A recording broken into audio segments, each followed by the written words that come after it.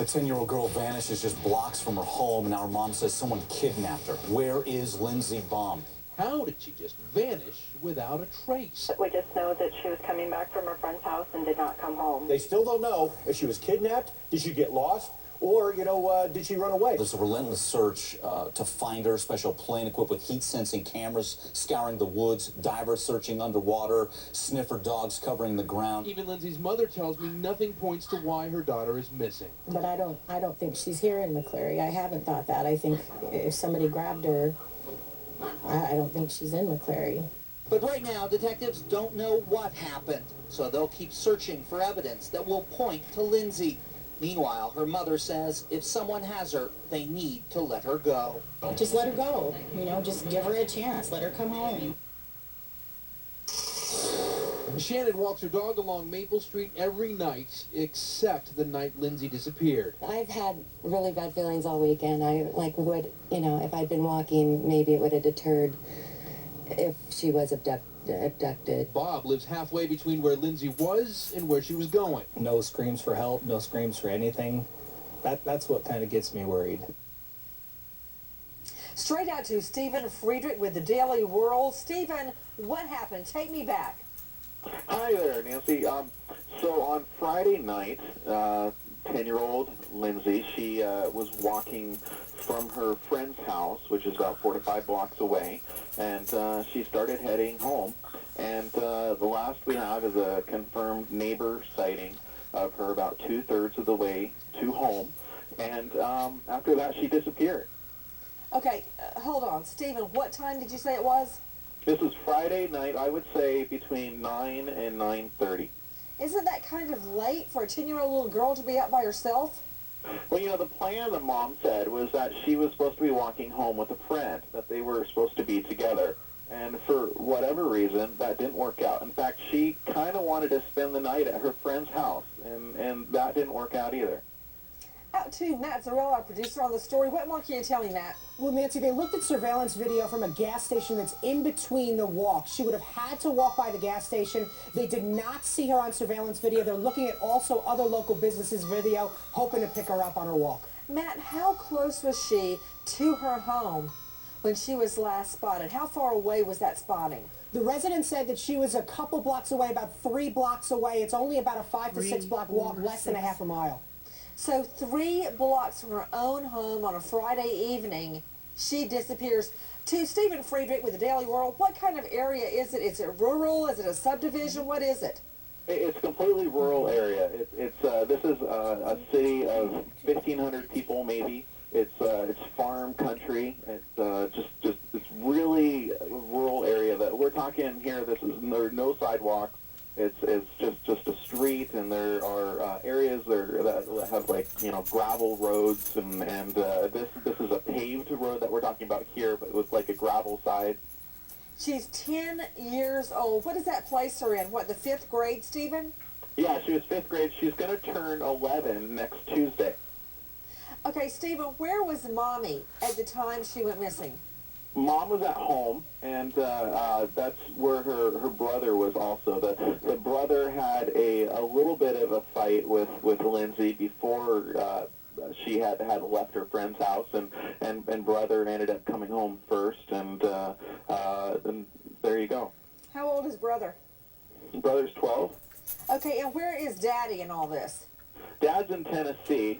They're divorced. She was a little frustrated with the divorce, but they don't really think that had anything to play into it. There was a fleeting message on a MySpace page back in May that said that she had a bad feeling something was going to happen, but that was really the only sign that there was that she might have been plotting to run away. Wait. Who said they had a premonition something bad was going to happen? Oh, she did, on her own MySpace page. The little girl or the mother? The little girl. Really? She basically said that, and I'll read it for you here, that she thought that something bad was going to happen. She says, I've been getting a lot of nightmares lately, and I have this bad feeling that something bad is going to happen. That was back in May. And the family doesn't know why she wrote it, neither does the undersheriff. When was the divorce? When was the divorce, Stephen? The divorce was just recent. We're talking within the last few months. To Dr. Patricia Saunders, clinical psychologist, could a divorce of long-time marriage split, could that make children have these nightmares? It sure can. Anxiety and reactive depression, absolutely. Okay, we were showing you a map of the sex offenders, the known registered sex offenders in that area. Have they been questioned, Matt Zarrell? Yes, they have, and they're also talking to anyone that has any affiliation with McCleary whatsoever. Even if they're not living there, they're talking to them. To Howard Oliver, former deputy medical examiner, forensic pathologist, what, if any, DNA could be obtained from the little family friend's home? Well, if she left, say, hair with the with follicles and so forth, you could get DNA from that, but it wouldn't gain you much because, you know, she was visiting the home anyway. You're right. DNA should be there. You're right. To Ron Schindel. Ron, former NYPD deputy inspector, we understand that dive teams are at work. What does that mean? Do they have reason to believe her body's underwater? Because we have not heard why.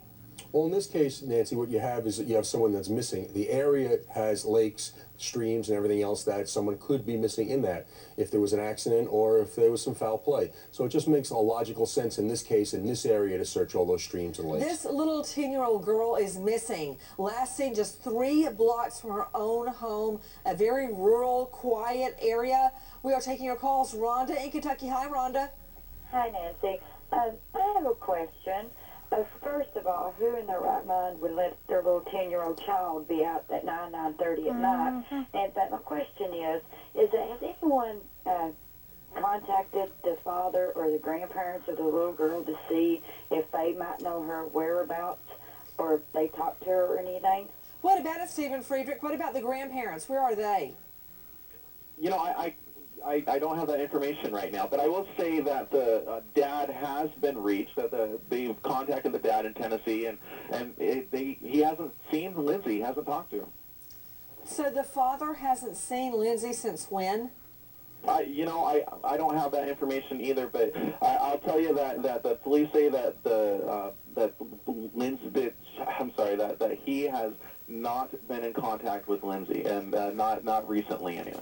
To Raymond Giudice, all these known sex offenders have been questioned. Do they have a right to say, no, I don't want to be questioned? No, Nancy, they're on parole or probation, and they give up their search and seizure protections under the Constitution. They can be questioned. They can have DNA taken from them. Their homes can be reviewed and inspected.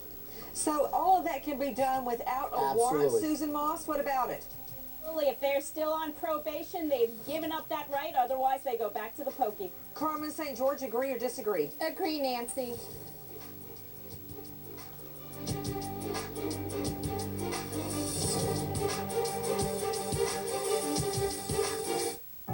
Let Frisky's indoor